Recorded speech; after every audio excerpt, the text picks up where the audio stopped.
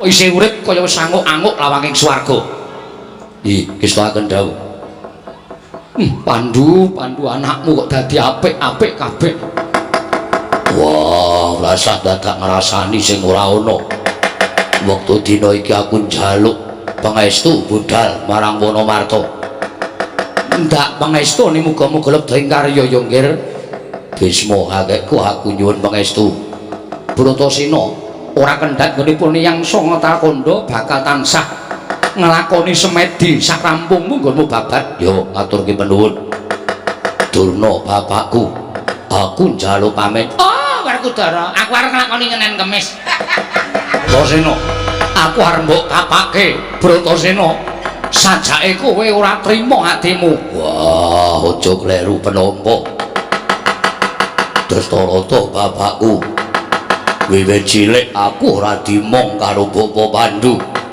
Wiwit cilik ora duwe wong tuwa sing tanggep bapak ming kowe. Wah, dina samengko mara gage sawangen jagate Bratasena.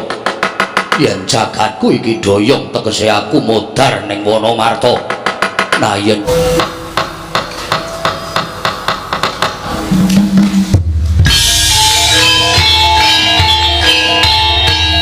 dilanjutkan pagelaran wayang kulit semalam suntuk oleh Ki Dalang Sena Nugroho. Selamat menyaksikan.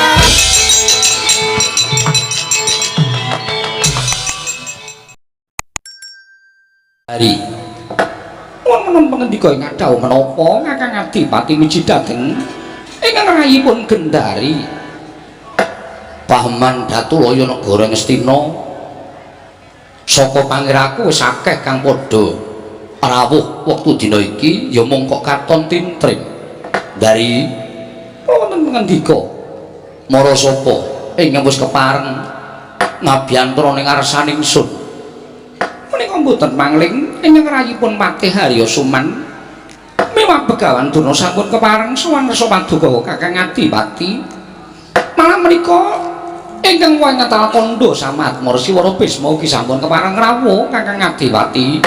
Jagat Dewa Batur ya jagat pangestungkul. Wah penemban sewu-sewu kalepatanipun ingkang putra kadah Wadanawa kawontenanipun ingkang putra ing Ngastina pun dastra-astra ingkang nggadhahi cala hina tegesipun cacat netra kados mekaten boten nyumurupi rawuh jeng andika wa penembaning Talakanda. Kula ngaturaken pasegan monokrami sarawuh jeng andika wa penembaning Talakanda. Mas Tunama sidang sekaring bawana langgeng. Iya Kaki Prabu ora dadi ngopo. Lan sira wis ngaturake pasegan tumraping pun Kaki utawa pun woh ing Talakanda banget panarimaku akarya bumbung penggaliang wakmu ing Talakanda. Mung kepareng aku ngaturake pudyastawaku kunjuk ngersaning Kaki Prabu Dastarata.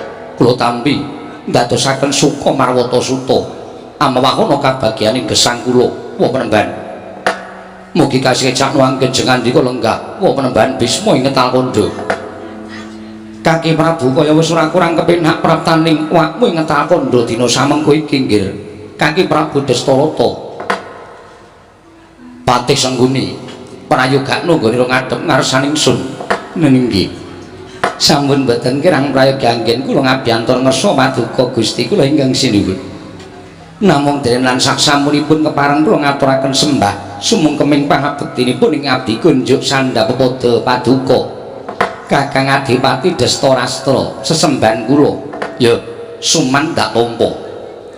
Ora liwat pangestu tampanana kula pundhingga jimat paripin dayana ing kasantosan Begawan Durna padha narja sak pratamu. Inggih sinuwun tansah pinanganing kawidadan nering sambikala sawanipun ingkang abdi pun Begawan Durna. Namung pareng kula ngaturaken pudyastawanipun ingkang abdi saha kula ngaturaken sembah pangabekti kula kunjuk ngersa paduka diwaji sembahan kula ing Ngastina. Iya Begawan Durna ndak tampa. Ora liwat pangestu ning sun tampanana kula punika jimat paripin dayana ning kasantosan. Apa dene sira majaning sun wong gagah Kurupati prayogakno nggone ngadhep ngarsaning pun Rama nggih. Sampun boten kirang prayogi Rama Prabu. Kepareng kula ngaturaken sembah sumangkeming pangabektinipun ingkang putra pun Kurupati kunjuk sandhapada paduka Rama Prabu Dastarastra ing Ngastina.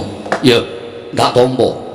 ora liwat pangestuning wong tuwa tampanana kula mendingga jimat dayanana ing kasantosan Rama Prabu anak-anakku lan kadang-kadangmu kabeh aja nganti ana ing padha saur manuk pun remen diambabarake wigatining pasewakan dina samengko iki Kurwati menawa sampun paduka dawuhaken badhe kula candhingga jimat Rama Prabu Dastarastra nuwun sewu wong saestu adamel gugup gagap guragapan raos sing manahipun ingkang putra pun Dastarastra dene rawuh paduka penembaning ngetal kandha ingkang boten cecala ingkang saderengipun upamiya badhe paring dedukan dhateng ingkang putra pun Dastarastra lajeng kalpatan kula menapa ewadene jengandika penembahan badhe paring bebingah lajeng menapa ingkang sampun kula tindakaken teka badhe nampi bebingah saking paduka penembaning ngetal kandha kepareng ingkang putra cemadhong dawuh pangandika paduka penembahan Bisma ing ngetal kandha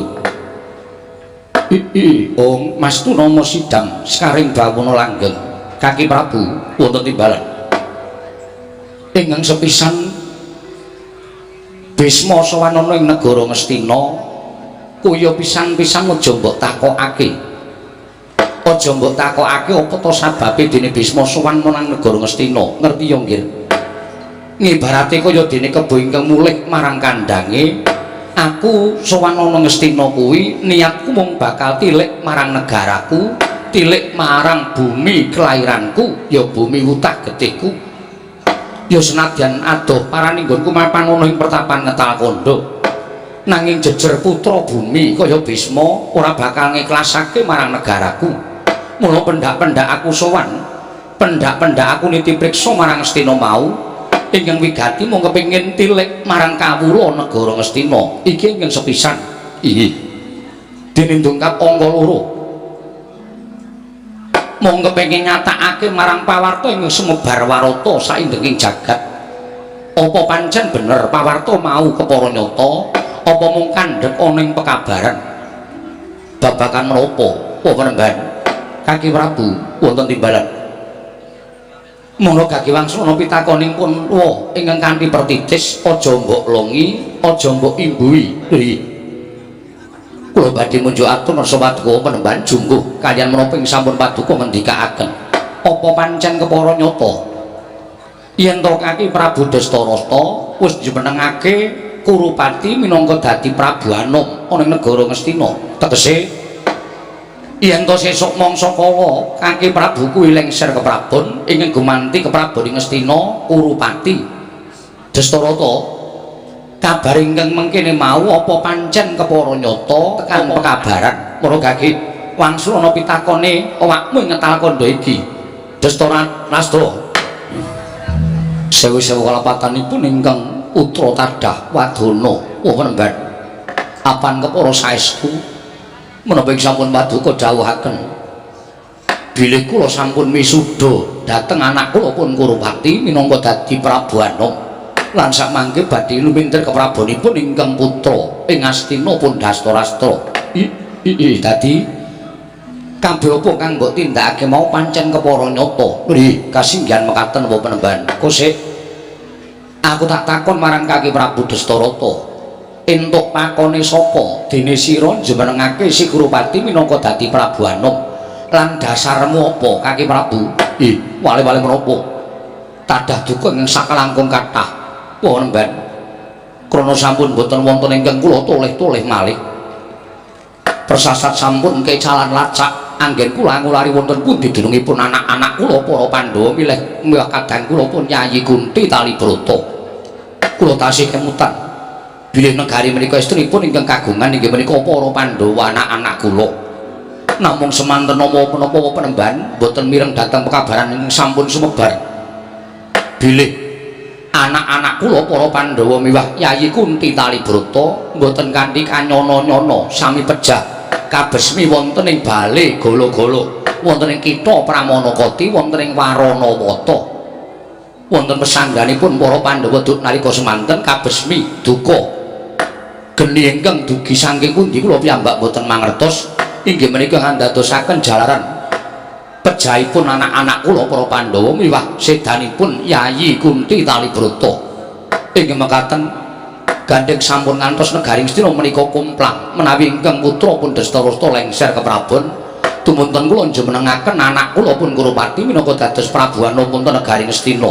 mekaten wah penemban menggah dasaripun menapa ta sababipun dene kula njenengaken anak kula ing benjangipun badhe kemanti keprabonipun ingkang putra pun Dastarastra kosip aku tak takon karo Kaki Prabu sing ngandhake nek Pandhawa wis mati ana ing kutha Pramanakati ana ing bali gala-gala mau sapa sing matur yen to Pandhawa wis tekaning pati klebu si Kunti Talibrata uga tekaning pati ana ing bali gala-gala mau sapa mboten sanes kejawi namung Patih Sengkuni inggih Harya Suman wah penemban larat tenan to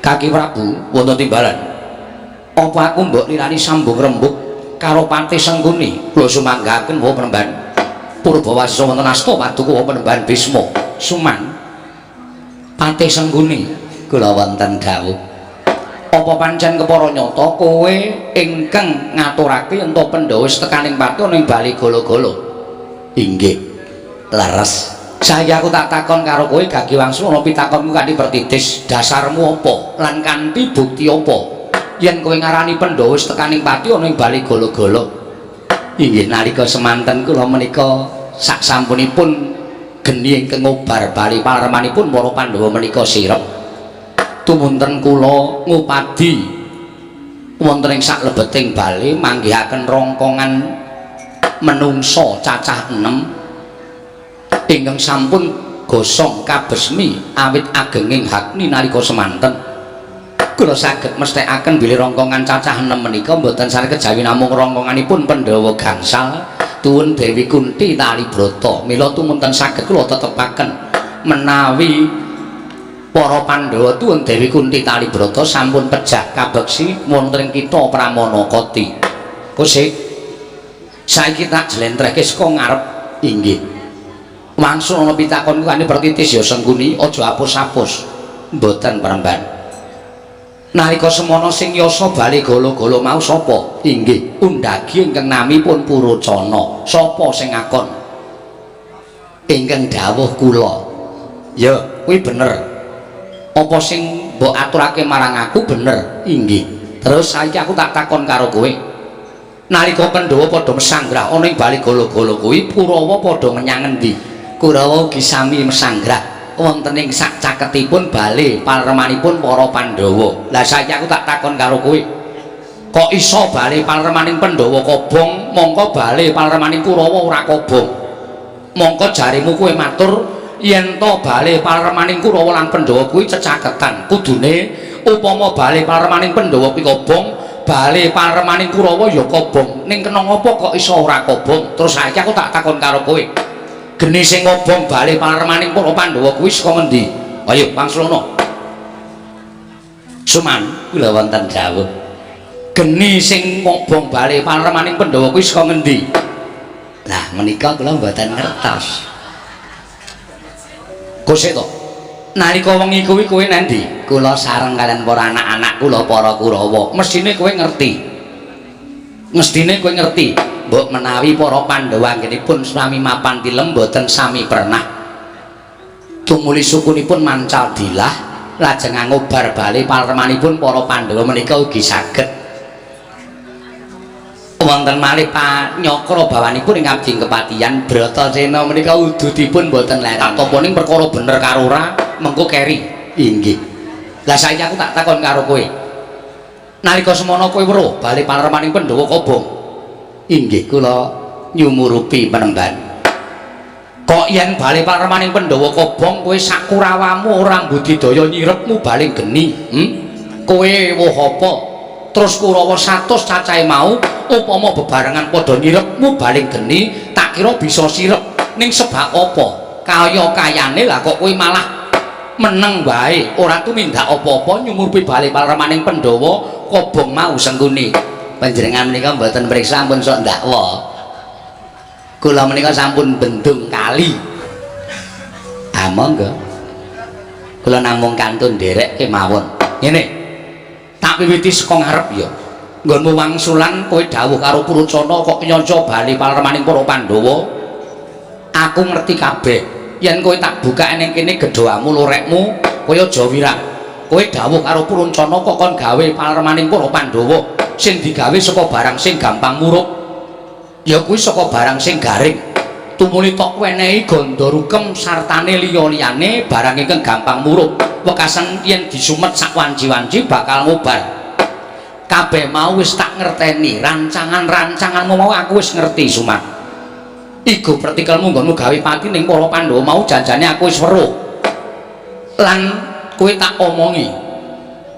Rongkongan 6 sing mbok temokake ana ing bale palermaning Pandhawa mau dudu rongkonganing Pandhawa. Ingkang beta rongkongan kula kok panjenengan maido. Kula menika ngantos nyewa bulan 6. Anu ora. Purcana kuwi duwe anak cacahe 5, mongko anake lanang kabeh.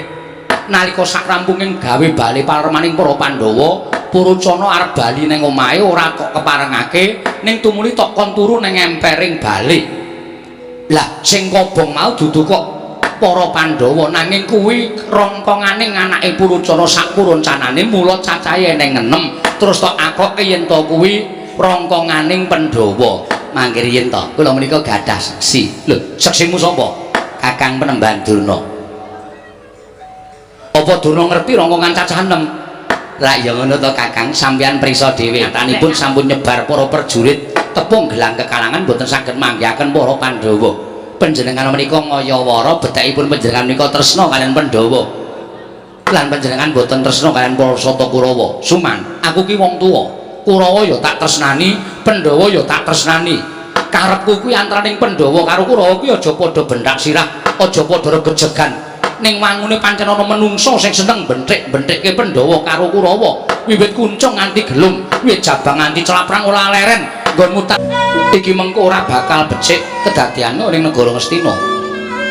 Iye, lajeng supados saged nebus dhateng kalepatan kula lenggah sing prayoga. Lenggah sing prayoga. Ning kene akeh para pinter, akeh para winasis klebu Begawan Durna apa dene wakmu ngetal kandha ingkang bakal asung kepadang kelan penggaying Kaki Prabu Destarata. Lenggah nggih. Lenggah aja kaya ngono. Ndak sinuraking jagat adeking Ratu Ngastina Destarata. Wah, Penemban sewu-sewu kalepatan kula nyuwun pangapunten. Iya, ora dadi ngopo. Ingkang wigati saiki perkarane dirembug Begawan Durna. Kula wonten paring adhawa. Kowe kawit mau kok ora sambung rembug.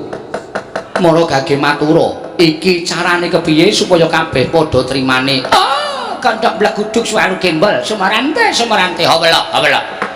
Nuwun sewu, Penemban. Menawi saking pamrayoginipun ingkang abdi ing saka limapun Begawan Durna, kula menika apal kaliyan para Pandhawa. Pandhawa menika yantunipun sabar, ikhlas. Menapa-menapa tansah dipun tampi dening para Pandhawa. Mila sakmangke Pandhawa dipun lintoni bumi ingkang wiyaripun lan suburipun sami kaliyan negari Ngastina. Lah kuwi pamrayoga ingkang bener. Sabanjure saiki aku tak takon karo kowe, banjur bumi ngendi sing padha karo Ngastina? Ah, menawi areal pertanahan menika. Ladal dari Gendari. Kula ngendika ngadhawa menapa Ngadi-Pati gumarubuk kaya nangin gedhe ingkang mlebu jroning kedaton negara Ngastina. Pangiraku kaya ketaman prahara. Lah kok sirep-erep ilanging maruta ana ganda arum. Iki sapa Ndari? Ingkang sowan sapa? Tobat nyuwun pangapunten menika ingkang katingal sowan putra Paduka piyambak. Lho, sapa? Dursasana apa piye? Sanes. Kartomarma. Menika ugi sanes apa piranganing Kurawa sapirangan mungganing Datulaya. Menika ugi sanes Kakang Ngadi-Pati. Lah iya, lah sapa?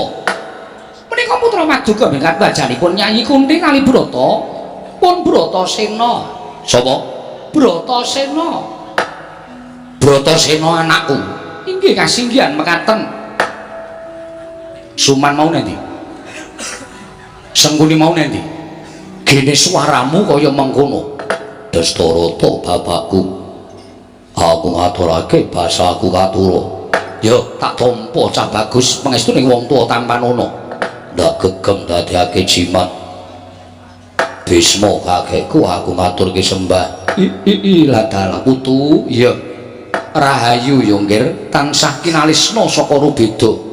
pangestuning wong tuamu Tampanana ndak gegem dadekake jimat Durna bapakku aku ngaturke sembahku katur lole anakku ngger anakku wong bagus Bratasena wong sing tak tresnani ora ana kejaba mung kowe ya Bratasena semenjak negara Ngastina mestine wae ora usah perlu ngaturke sepira kelebutan Ngastina iki darbeke para Pandhawa Pandhawa duwe kewajiban tumraping negara Ngastina mula ndak keparengake mlebu metu laladan lan wewengkon Ngastina ya ngaturake panuwun sabanjure ora duwe niat nedya gawe goreh penggalihe Dastarata bapakku niatku mung kepengin nanjihake bab negara dudu kuwi lah nanjihake bab apa aku mung kepengin krungu ngendikane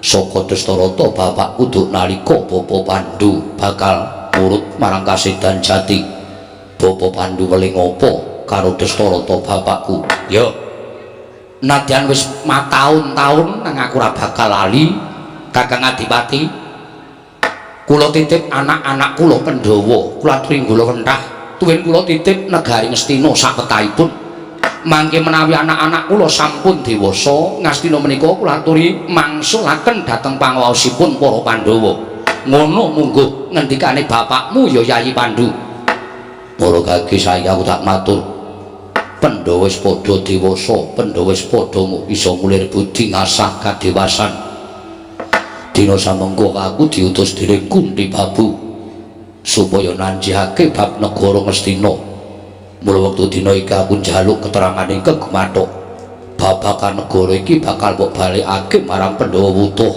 apa mung sak sigar semangka Pandhawa bakal nampa apa wae ngendikane Dastarata bapakku jagat Dewa Bathara jagat Pangestunggal Bratasena Dastarata bapakku piye upama aku mbok arani luput apan pancen kepara nyata kabeh tuk sumbering perkara keluputan iki eneng bapakmu tak kandhani yo nggih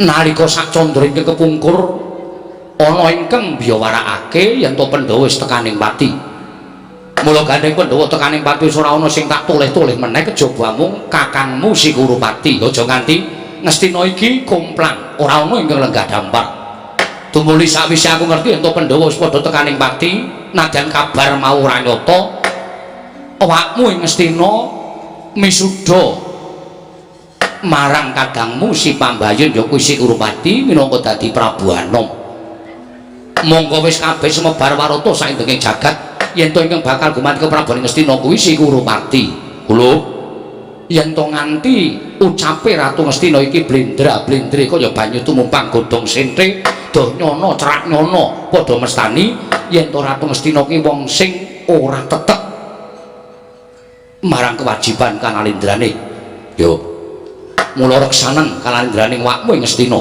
reksanen yo nggih tak jaluk negara iki ikhlasno men dilenggahi Sikurupati nanging Pandhawa bakal entuk liru bumi ingkang jembare sak traju sak bobot kelawan Ngastina ya subure ya becike kabeh mau bakal padha kelawan negara Ngastina Dastarata bapakku Bratasena piye yen to pancen kaya mengkono babagan Ngastina wis mbok paringake marang Kurupati Pandhawa ora bakal owol sarta anggrundel Pandhawa ikhlas nanging jumbo kalau ngendikaning Dastarata bapakku yen to bakal menehi bumi liru Ngastina ya kuwi bumi ngendi papan pernahe menyang ngendi wujude apa mara gage dawuhna wujude wana alas gung liwang-liwung alas gawat keliwat wingit kepati satu mara satu mati jalma mara keplayu kang aran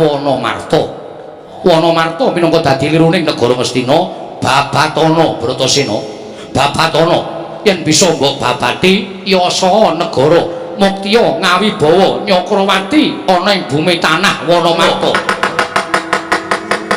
manganjur lakune ngangin gugur anggraning arga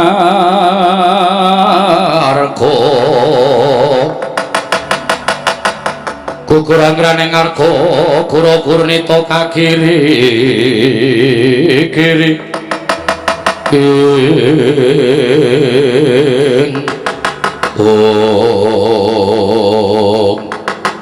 wah yen pancen dadi palilae Dastarata bapakku aku mengkari manut dina iki aku njaluk pamit aku budal menyang Wonomarta lak babatane Wonomarta kosek Bratasena aja kesusu durung ilang kangenku ayo tak kanthi kembul bujana karo wong tuamu perkara kembul bujana tinemu mburi yen wis rampung gaweanku mengko gampang padha bakal rupyan lan seneng-seneng yen wis dadi niatmu budal saiki mara saiki matur kinarya tandha tresna aku marang anakku si Bratasena kowe njaluk sangu apa nggih kowe njaluk sangu apa Brana Picis gunane apa aku bakal nyambut gawe babat alas dadak sangu Brana Picis malah ngewu-ewu manteng ing ciptaku ngewu-ewu nggonku prihatin ngewu-ewu nggonku nglakoni tapa Bratanadya babat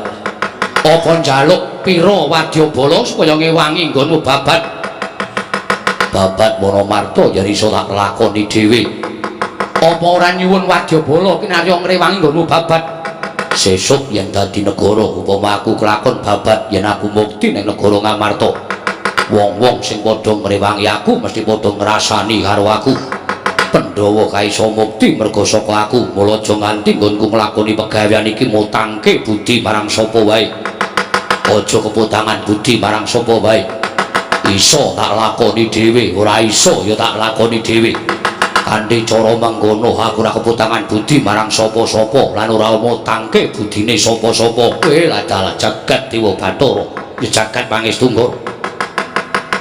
wis saiki pancen kaya mangkono aku njaluk aturmu kowe nyuwun apa aku njaluk siji Dastarata bapakku sawise budalku iki mengko aja dahar aja nindra nganti tekan rampunging pakaryanku sawise aku kelakon babat Dastarata tak keparengake dahar sarta nindra ingkang jenak nanging sadurunge aku rampung babat aja pisan-pisan dahar moing dami sartane nglakoni sari wah nyembuh marang kasutapaning Bratasena jagat Dewa Bathara jagat pangestu Urupati wonten dawuh kurung ora kuwi tembunge adimu lanang inggih iki contonen nggih wong tuwaku ora butuh dipunjung ingkung gajah saben dina ning weruh kelakuane anak sing kaya ngene isih urip kaya wis anguk-anguk lawanging swarga kestaken dawuh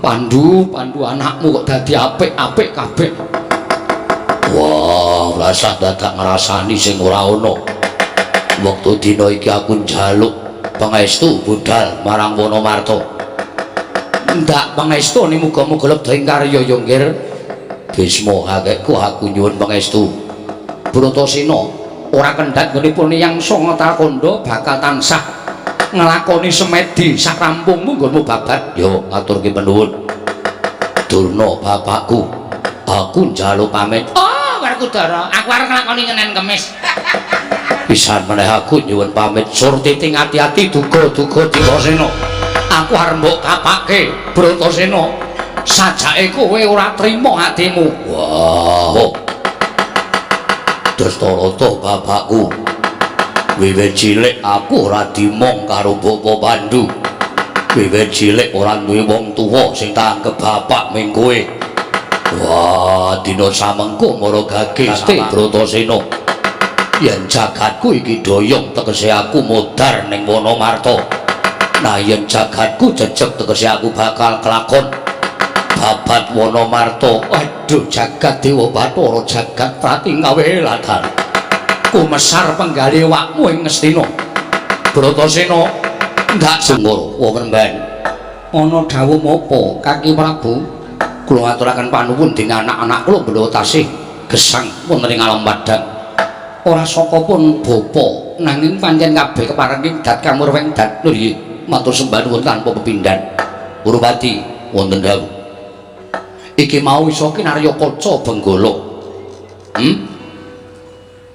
wong bener becik kuwi ora kudu sumandhing derajat pangkat sarta bondo donya nadyan mapani ana ing tengahing alas kuwi dadi panggasah pangungkaling jiwa supaya dadi wong apik waspadakno Bratasena iki mau iya tata kramane ganep nadyan ora bisa basa nanging sak tembung-tembunge gawe lega ati ning wong tuwa saora-orane kelakuane Bratasena iki mengkene mau dadi kaca benggala tumraping anak-anakku Sata Kurawa aja banget-banget gone padha adikang adigung adiguna dumeh dadi putra nata banjur sak kepenake dhewe kuwi ora prayoga iki ngestakaken dawuh Suman wonten dawuh karepku kowe mulang anak-anakku Kurawa ki ya ngene iki lho ngene iki dadine kaya Bratasena iki ora mbok lulang sasar susur ora mbok mulang ala tumindake nggih sir kula nggih ngaten namung nyatanipun wong sing marahi meteng pisan kok metu brol 100 menika lho kok ya mbok kono marta konangan ran panjenengan ingsun aja takon dosa ora sudi dipatih kang aran Patih Sengkuni kowe nggih ngestaken dawuh tak copot kelungguhmu nggih Kurmati wonten dawuh yen mengko pamanmu Plasa Jenar dawuh karo Kurawa kon bebeda Bratasena yen kowe ora matur karo pun Rama aja takon dosa aku ora sudi ngaku anak kelawan Kurupati nggih ngestaken dawuh dirungake Si Patih nggih mengko ora sanggup Paseban Jaba ndak malah sampean pernah-pernah nggak Paseban Jaba mengko sampean ketrucut ndawi Kurawa bebeda Bratasena ilang kelungguhan sampean nggih nggih pun wiwit niki mboten ajeng metu kula tak teng ngeblek mawon manguswaya ngambreng kadi karunaning kaswase dosang kondo astrat mojo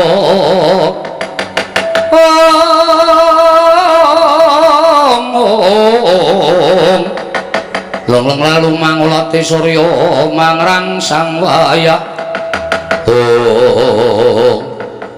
wah elok temen ing atase kabeh kewan padha mlayu gila karo aku wedi ento kembrukan wit sing gedhe sarta wedi ento nganti kenteban wujuding watu sing gedhe singa gajah macan padha keplayu lha kok dadi iki eneng wujuding munyuk gedene mung sak lengenku malah rumangsane kaya ning omahe dhewe iki klekaran ana ing dhuwur watu kowe sapa yen pancen bisa tata jalma gaging aku iki radal Raden nyuwun pangapunten menawi paduka dangu kalian kula nami kula pun Senggana kowe Senggana inggih sebab apa kowe ora melu mlayu karo kanca-kancamu apa kowe ora wedi yen to kemblekan wit sing gedhe nyuwun pangapunten Raden estunipun kula menika nggih badhe lumajar nanging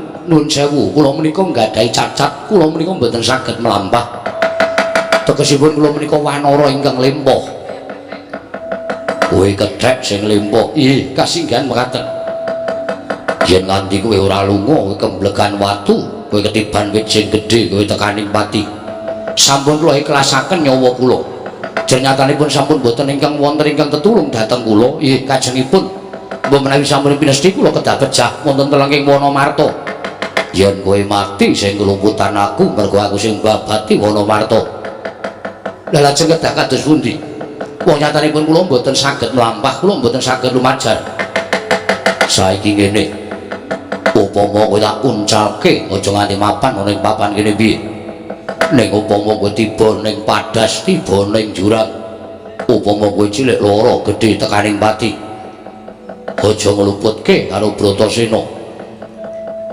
ning pancen pinesti kudu kaya mengkono laku ning uripmu waduh lha iki sampun menawi tela mekaten lan sampun boten wonten margi malih kejawi kula namung dederek kersanipun Raden Bratasena samangke monggo kula trinjunjung kula lan kula tringuncalaken ikhlas karo patimu boten ikhlas sebab menapa sampun boten wonten margi malih yen pancen ikhlas mapano tak uncalke aja nganti patimu kaningaya kemblukan pamer kowe umuk karo Bratasena mangkir mbiyen kula pamer bab menapa ing atase gedene ming sak lengen tak junjung aku ora kuat mongko watu gedene sak gubuk rong gubuk wit sing gedene nganti 10 prangkul tak jebol wae entreng lha kok dadi aku ming junjung karo wujuding munyuk putih semono tetep yadeke aku ora kuat wah kowe pamer kowe pasang aji Jaya Kawijayan mboten Raden mboten kula mboten nate tumindak kados mekaten kowe aja pamer kowe aja umuk aku ya duwe sedulur munyuk putih wujude kaya kowe sing jenenge Anoman sing jarene guruku Bathara Bayu kuwi kadang tunggal Bayu ditenono apa mbok anggap munyuk putih sing ampuh ming kowe tok senggono sesuk yen aku ketemu karo Anoman tak kandhake kakangku tunggal Bayu mesti sak traju sak bobot karo kekuatanmu ngrangkul si Adi lah kok malah tok jotos iki wah kowe munyuk mencla-menclek piye kowe mau ngaku jenengmu sapa Senggono lha kok dadi kowe ngrangkul karo aku mergo kowe adikku saka ngendi kowe ngarani aku adikmu aku ora duwe dulur kaya kowe ning aku duwe dulur jenenge Anoman kusik to Senggono ki ya Anoman ki ya Maruti ki ya Rama Ndayapati aku Guru Ndaya jenenge Senggono ki pirang-pirang aku ki kadangmu sing tok sebut-sebut tunggal Bayu mau Anoman ki ya aku wah ora percaya lho ora percaya piye jarene Bathara Bayu paring pangandikan Anoman ki ora cilik kaya ngono ning gedhe tetep yadeke padha aku lah dalah aku ki nek dong cilik ya cilik nek dong gedhe ya gedhe mau kasunyatan wah ya wis yen pancen kowe Anoman kowe tak aku dadi kadangku tunggal Bayu ya aku Bayu Kenara si Adi Bayu Panutup ya pancen bener mangkono wis saiki ndang Bali lho kusik to Bali piye wis sak Pejagong wis ketemu butuhmu apa ora ning butuhe ndang Bali kusik durung ilang kangenku lan durung iso niti priksa kelawan si Adi aku duwe gaweanmu apa babat Wonomarta yen kowe babat Wonomarta tegese kowe nglalu piye kowe ora arti yen to iki papan dununging jim setan priprayangan iki papan dununging berkasaan kang doyan mangan daging sarta ngombe gething menungso aku ora peduli bangsa menungso ora kalah karo bangsaning jim setan sing kudu asor ki bangsaning jim setan priprayangan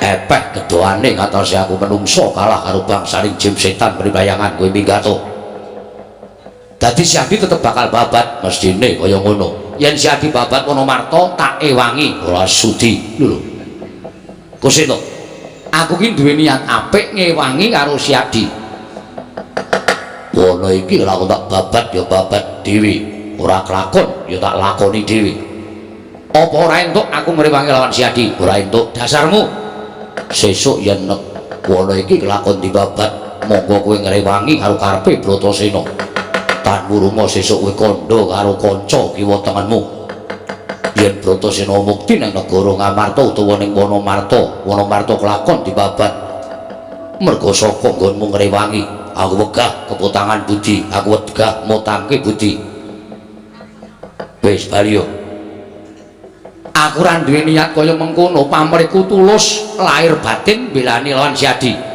tulus lan urane menungso ora bakal bisa dijajaki kaya jerone kedung lan laut kula minggato lho kowe ora percaya karo penggalipun kakang lagi pisan ketemu kok kon percaya selagine wis rawuh pirang-pirang taun wae isih iso diapusi isih iso tumindak ora prayoga apa meneh lagi sepisan ketemu apa aku kon percaya karo kowe wah edian bocah iki lha kok dadi kaya ngono wangkote ngatimu yen ngono si Adi ora ngeparangake pun kakang belani wah terus kowe bali aku mau bali umpama aku mau bali kowe tak jiat yen kowe mau bali kowe tak Rudha paripaksa tak kon bali lho apa kira-kira Bratasena kuat lan kuwagang Rudha paripaksa lagi ketemu adine lanang wis ping pindho nyilakake wong tuwa sepisan kowe njotos karo aku aping pundhuke ndugang karo Anoman yo Wong tuwa kaya aku kudu sabar. Bratasena jroning kagelan ati ning pun Kakang nanging rumangsa isih gedhe tresnaning pun Kakang kalawan sira Yayi. Lan madhep manteping atiku dene aku nyumurupi marang adhiku ingkang duwe wewatekan kang kaya mengkono. Gunung Waja pambekaning adhiku Werkudara Bratasena tak jampangi tega darat mlayu-mlayu eneng apa aduh Gusti Patih sapu jagat kedrawasan kepiye nalika kula jagi wonten tapel wates negari ing Wonomarta negari bangsaning Jim kedadak wonten manungsa ingkang wantun ngrisak pepasrening negari Ngamarta. Candi dipun rubuhaken, beteng-beteng dipun jebol. Tata gelar ngrubuhaken reksa ingkang ageng tuwin glundhungaken watu nanging jatosipun menika ngrisak dhateng pepasrening Projeng Wonomarta. Ladal. Gugu karepe dhewe soroh nyawa sumuk nyawane wani bebeda uripe bangsaning Jim. Jim dam darat nganti wadya bala sak cukupe rangketen satriya mau non nuntut lamun katututan lamun masa prawira tiktaya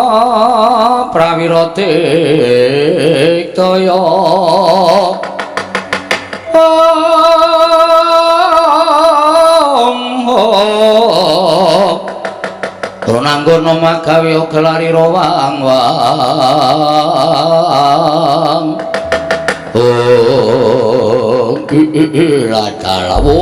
wasis waskiteng esti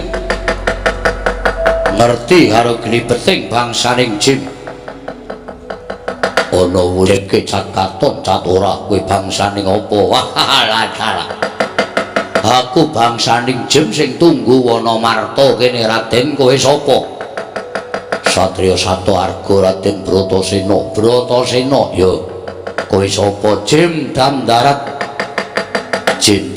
ya kowe ora ngerti yen to kowe ndukiri watu ngrubuhke wit mau jatine kowe ngrusak pepasrening negara Wonomarta ya negara Ngendraprasta sumurupa den iki negarane bangsaning Jim kowe karo aku urip yen bisa aja nganti padha ganggu siji lan sijine aja nasak-nasak uriping bangsaning Jim kalah prabawa karo bangsa manungsa kowe kudu lunga saka Wonomarta kowe kudu lunga saka Wonomarta ora sumuk nyawamu sak suwene iki ora ana ingkang wani engko dadi kene wong soroh nyawa kowe ora bali tak kroyok bangsaning Jim lakon dadi panganing bangsaning Jim kosok baline kowe ora gelem minggat sak kancamu aja takon dosa aku Bratasena apa kowe iki piye to dilabuhi karo wong tuwa ngoyo-oyo ora ngaturke panuwun cetha kowe dicokot karo bangsaning Jim kowe ngletak bareng aku tumiyup sangkum dirgantara ngewangi karo kowe kok malah wong tuwa tok tendang kowe iki ngerti rasa matur nuwun ora lho wah sing ageng kowe ngewangi aku sapa kowe kalah karo bangsaning Jim sing kono sapa watak Bratasena ora kalah yen wis tekaning pati aku durung mudhar tegese aku urung kalah sing akon sapa ngewangi aku kowe ladar. Lah terus yen ngono, kowe kleru. Aku kudu piye? Kowe baliyo. Wah. Ngabane kampungmu kapan? Raya bangsaning cemit kowe ora iso ngrawat. Wah. Awakku abot. Sikilku ora iso nggunjangkah. Gondeli ya, gondeli. Iki satriya dikdaya lho. Satriya iki ampuhe kegila-gila digondeli. Gondeli aja nganti ucul gondeli. Iya gondeli jangan nek mati dipangan mau bilang-bilang ayo gondeli. Gondeli pokoke kudu digondeli. Iki sapa iki tangane ora gondeli kok magrayan tekan tindi. Tangane ya mau ora ana tangan sing ucul. Kabeh gondeli sikile Raden Bratasena digondeli. Ayo digondeli ajengan. Digondeli ajengan. Ah, iki sapa iki? Gugu karepe daya sapa? Ngaku. Tangane dong gondeli Raden Bratasena ana sing mbiyaki rok barang.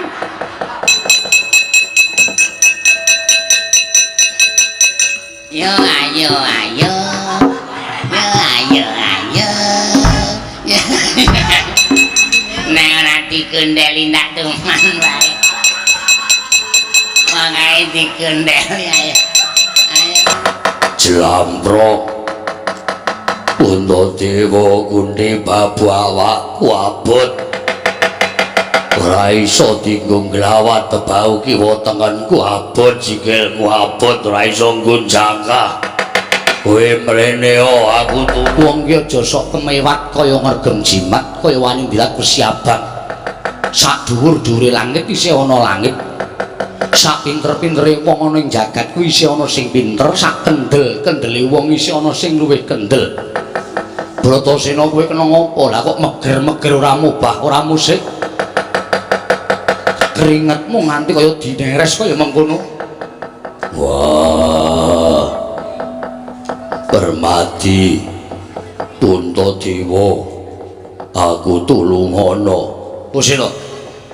Sing cedhak karo kowe iki aku. Kok aku ora tok sebut babar blas. Mbaya njaluk tulung aku. Wah, sudi. Wah, Permati. Permati aku tulungono Puntadewa. Yayi. Sekadaya kekuatanipun Kakang, pun Kakang kuwi putra Bathara Bayu. Gandeng Siadura iso nglawat, tak rewangi tak sipate angin gedhe. Muga-muga ora ana kang padha wani nggo ditulungi kok ya ora ngaturke panuwun. Malah wong tuwa didugang sak penake dhewe. Lah, Bratasena. Nanging kanthi kok ya mengkono pun Kakang rumangsa bombo. Aku bombo kelawan sira. Dene sira ya aku duwe pambegan waja. Kaya mengkono ora mendho saka pangrepa, ora mundur saka geguntur. Yayi, ketemu mbuh besok kapan lelakon apa meneh aku tak bali ning Kendari Sada. Tak ujek-ujeke kelakon penjangkamu babat Wonomarta. Bubar mawut. Nung sang puyang numbuk bentus laguning Purawadya Balajim. Kabeh padha wedi karo sing pengawak waja. Wah, menungso pancen kendel tenan. Bojare akeh padha nyebut Raden Bratasena. Ya, Raden. Aku patih sapu jagat. Kena daya kemandenku tampang sutra Jala Kencana. Ora nglumpruk tanpa daya meguru karo kowe. Kena tampang sutra Jala Kencana. Ayo, kowe ra iso nglawat kowe Werkudara Bratasena. Wah, ana pedhot petem sing nglimputi awakku, mongko ndak pikir tarasake saya suwe saya gawe sesek dadaku. Wah, iki dayane apa? Ayo sambat to. Kendhitayut memang kadang dewa ora bakal bisa wal saka wujuding tampang sutra Jala Kencana. Yen kowe nglawat pedhut kuwi saya kenceng gone mulut karo awakmu, kasan kowe bakal mati kentekan napas. Wah, aja licik. Ayo uculana tanding karo aku, ora bakal tak ujuli. Matur ngersaning sinuwun Prabu. Yudhistira, kowe nampa pidana wis wani ngrusak. Adikku wong ayu, Arimbi. Ora gawe bingung atining pun Kakang, penggaliing pun Kakang Kodheng. Yen to aku nampa pelapuraning ban kang padha jejoga ana ing Taman Sari, apa pancen kepara nyata yen to solah selagamu kuwi beda lawan adat ingkang wis. Mula banjur aku nyatakake marang taman. Jebul ora kaya adat sabene nggonmu tansah leledang ngoyak playuning wewayangan ingkang tan bangkit pinambeng. Harimbi, kowe kena ngopo adikku Cahayu? bareng pun Kakang teka kowe kaya magragap semu keweden kelawan pun Kakang tumuli ninggal kelawan pun Kakang sabanjuripun Kakang Bujung kelawan sira Yayi tak kanthi sak pejagong ana ing papan kene marata coba yen pancen kowe darbe panjaluk apa yen pancen kowe darbe pamutahmu apa wong ayu Tobat Kakang Arimbo ya piye ya mong sadurunge parang aku ngaturake sembah pangabekti kunjuk ngersani Kakang Arimbo ya tak tampa gawe gedhening atiku ora liwat pangestu ning pun Kakang Tampanana tak pundi nggo jimat paribeh apa sababe dene kowe duwe saga ingkang kaya mengkono Harimbi tobat satemene ora ana apa-apa Kakang ya mung kagawa rasa gumbira jroning ati wong kasan aku nyawang kembang-kembang padha tukul jroning taman kuwi rasaku kaya seneng banget kaya aja goroh kaya aja ngapusi karo pun Kakang nadyan kowe wanita nanging kowe wanita sing duwe kaprawiran solah selagamu beda karo wong wadon liyane nanging ora kaya sak gedhagan iki lha kok dadi kowe kaya jene kenyon desa ingkang kepranan kelawan Joko ingkang bagus citrane bekasan solah selagamu kaya wong kang katarungku marang hawa asmara Harimbi tobat nuwun sewu ya Kakang bareng Kakang paring mangandikaning kaya mengkono satemah ora kawasa angampah marang kekarepaning atiku Kakang lah rak ngono gage kowe matur ana apa pirang-pirang condro ing kepungkur duk nalika aku ledang lawan kanca-kancaku lan rowang-rowangku padha dolan ana ing laladan negara ing Kacakra ya kaya ana wewengkoning Sang Prabu Baka ingkang remen dahar marang menungsa nalika semana ingkang kejibah ngaturake wujuding menungsa ya kuwi Demang Hijrapa ya kowe isih kelingan iya Kakang kanthi ora kanyono-nyono ning diaturake dening Demang Hijrapa mau dudu kok warga saka ya kuwi Kademangan nanging wujuding satriya gagah pidheksa ing wis diborahi bumbu rujak nanging apa ingkang dumadi Kakang tobat Prabu Baka ora kuwasa sarta ora kuwawa mangan marang daging menungsa mau nanging marang Prabu Baka dipateni dening Jejaka ingkang gagah pidheksa mau wiwit saka kuwi aku ora iso ngaleke marang Jejaka mau Kakang kaya-kaya badhe nduk marang rasa tresna marang Jejaka ingkang wis kelakon mateni Prabu Baka mau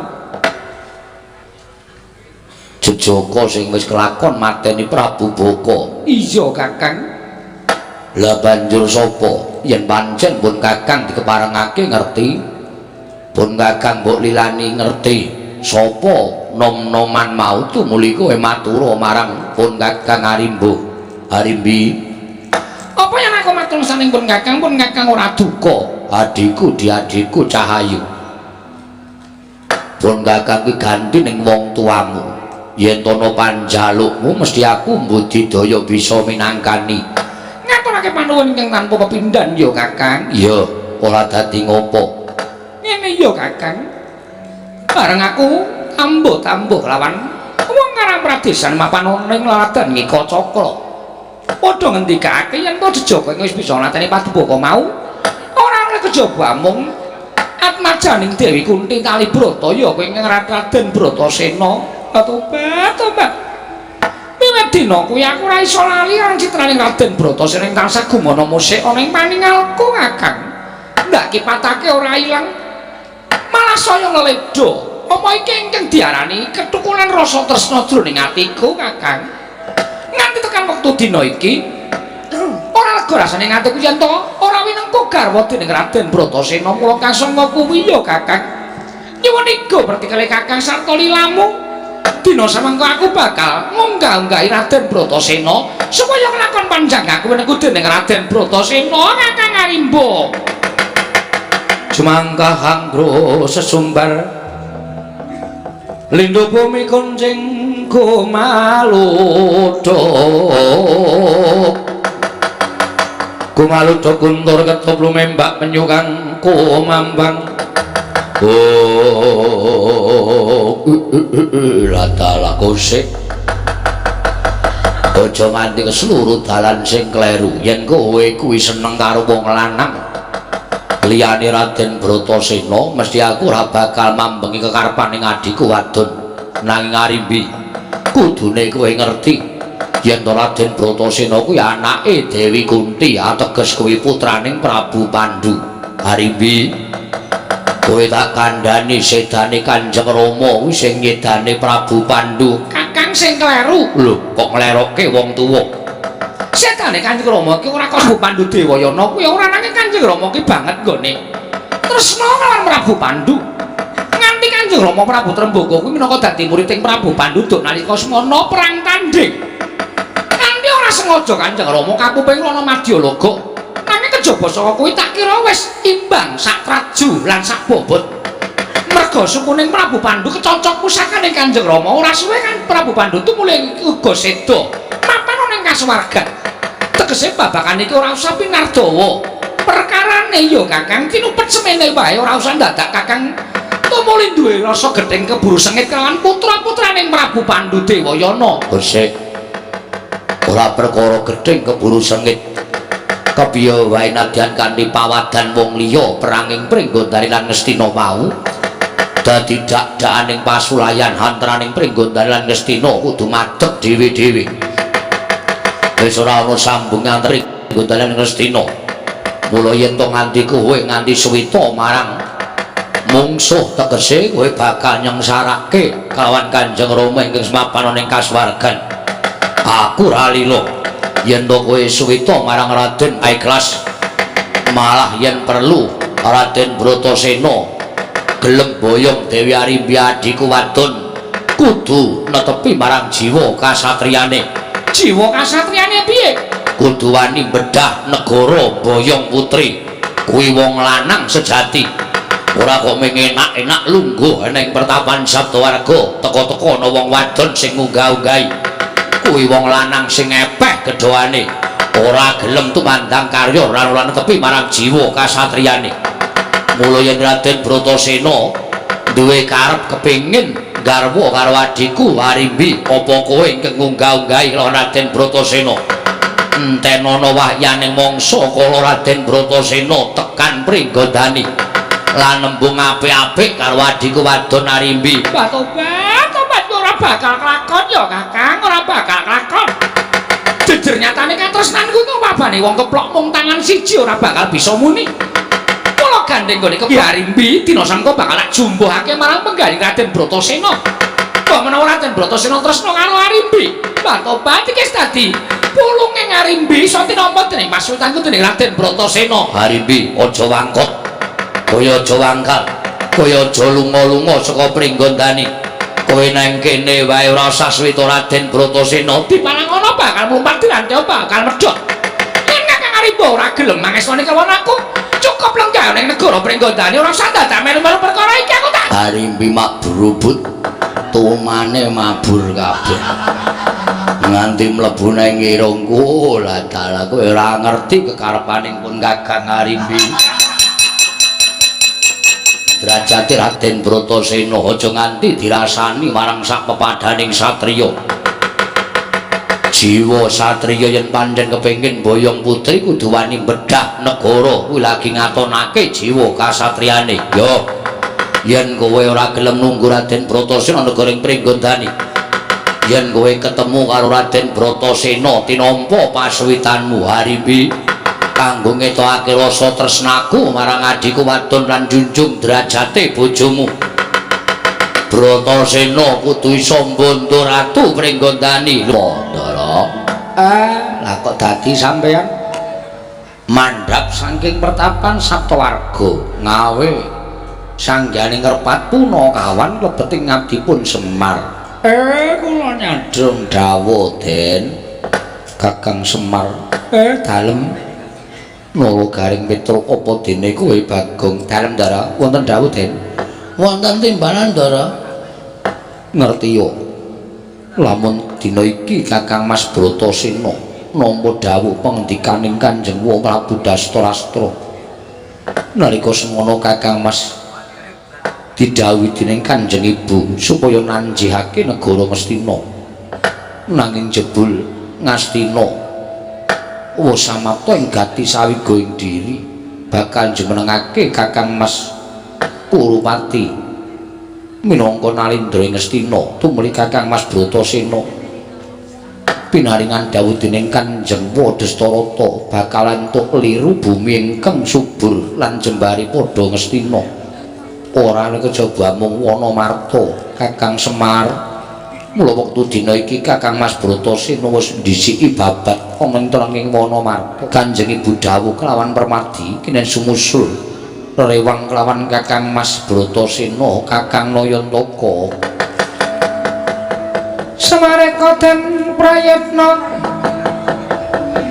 samuriras eka balik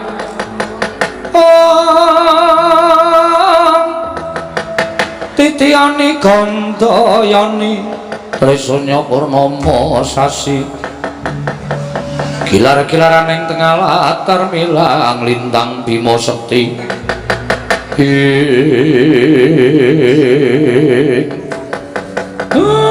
Nawi mekaten sampun ngantos kedangun lho Den.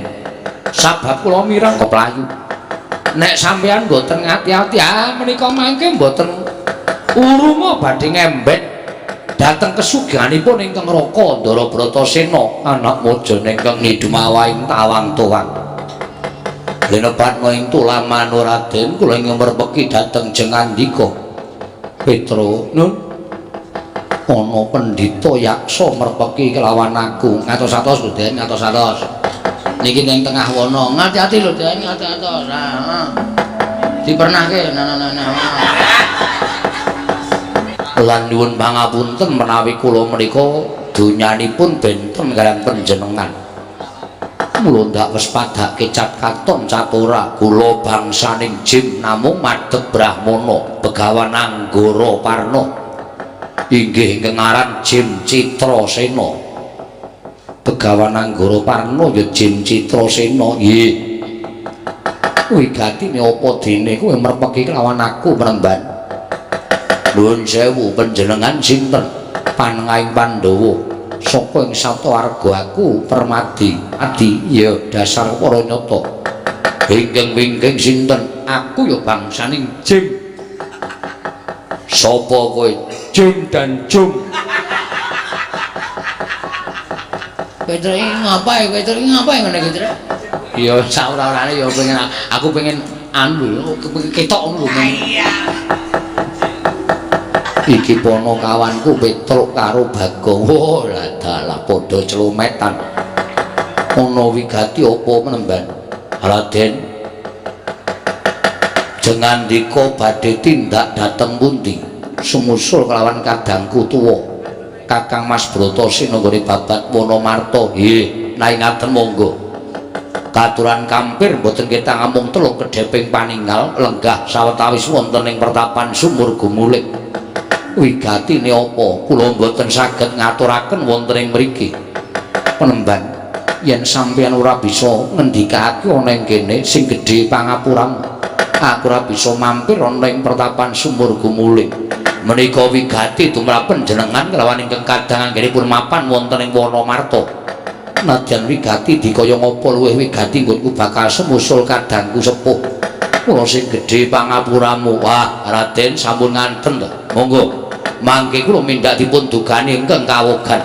Menawi jengandika Raden kula aturi kampir kali sarana aris mboten kepareng nuwun sewu paripaksa kula. Waduh, ngomong aku natapuwe. Kowe mlayu ya mripatmu gedene semono ya ora mati ora. Ngopo kowe, Tru? Aku nderekke ndara ning tengah ngalas. Ketemu karo pendhita jarane pendhita Jim. Pendhita Jim. Jenenge sapa? Jenenge Penemban utawa Begawan Anggara Parna utawa Jim Citrasena. Citrasena. Engko gek Mbah Citra. Idol SMKI. Tak gogohi lambimu lho, men. Wong tuwa ora sopan ora. Jem Citrasena, Jem Citrasena, Anggara Warna, Citra. Aku tepung kowe. Sapa, Pak? Kuwi Undagi. Kuwi abdine Indra. Wah. Abdine Indra? Iso. Indra Pleret. Udu. Indra sapa lha ngendika sing apik to? Mer, nek omongi nganggo wewaton. Wewaton ngomong. Indra sapa? Ayo gawe wis. Ih. Dono kasih Indra. Oh ya ngawur Bagong ora. Sapa domonge ya? Oh yae. Bathara Indra Petruk. Lah papane endi? Kowe ngetutno aku tak jujuke nggone. Sopang pangarono.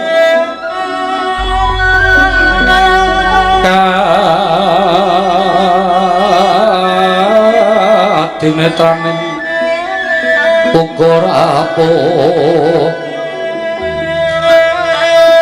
sataning kokila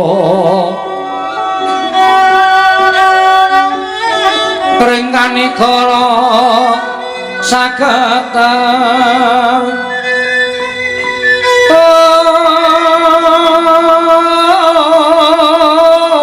kene donga engkong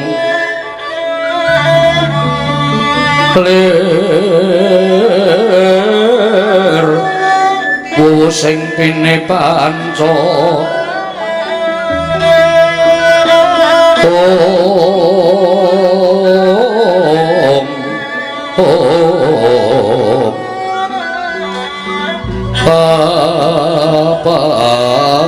taking ayam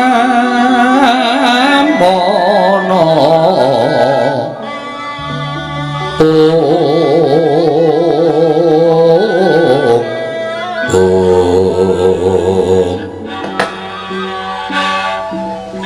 kula rak sampun matur to Raden bilih niat kula menika mboten awon namung sejatosipun badhe caos margi dhateng jengandika Raden babakan apa penemban anggen paduka sakadang badhe ababat Wonomarta sawetawis kula badhe cariyos Wonomarta menika mboten wujuding wana limrah namung wana pujan estunipun menika wujuding negari Kajiman wonten ingkang yasa menika Sang Hyang Bathara Indra kula undaginipun tegesipun kula ingkang mangun wewangunan Praja Kajiman kajarios Praja Kajiman menika dipun tenggo dening abdinipun Bathara Indra inggih menika wujudipun jim gangsal cacahipun wadya balanipun kathah sedaya mapan wonten ing Wonomarta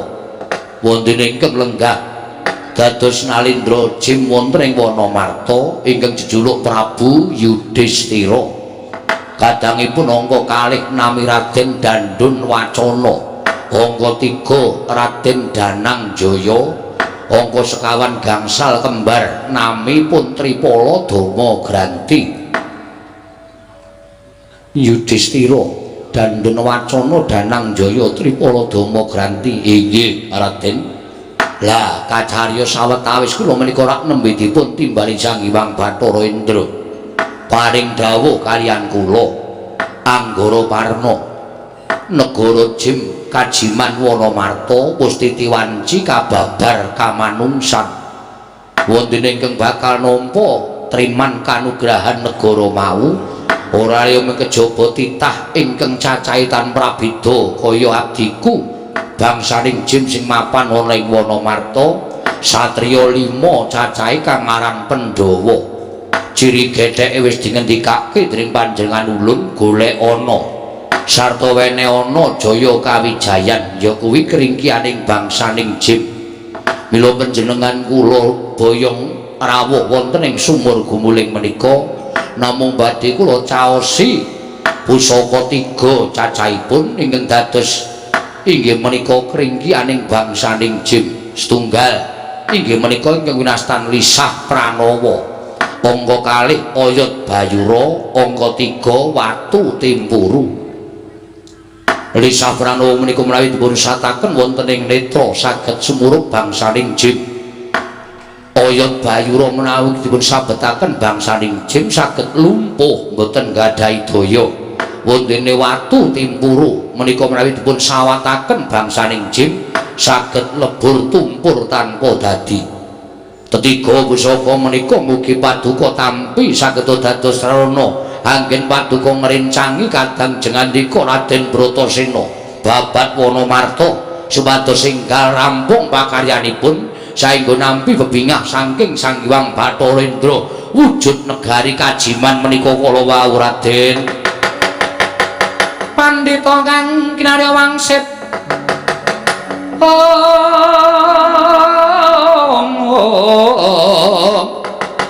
Pindha kumbang ngajaping tawang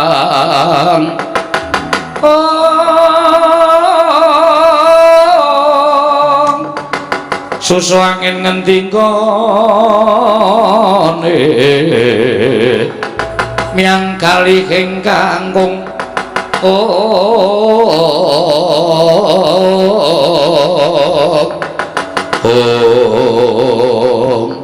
yen to mancen kaya mengkono penemban mara gage paringna lan aku nyuwun pangestu bakal sumusul kadangku sadurunge sumusul kadangku luwih dhisik aku tak matur Kanjeng Ibu lawan Kanjeng Hyang Wiyasa menika langkung mrayogi saking pamayagripun ing abdi pun Anggara Parna sampun ngantos jengandika piyambak ning Pandhawa 5 kula triyen nasak kelenging Wonomarta menika enggal kababar kamanungsan wujuding negari.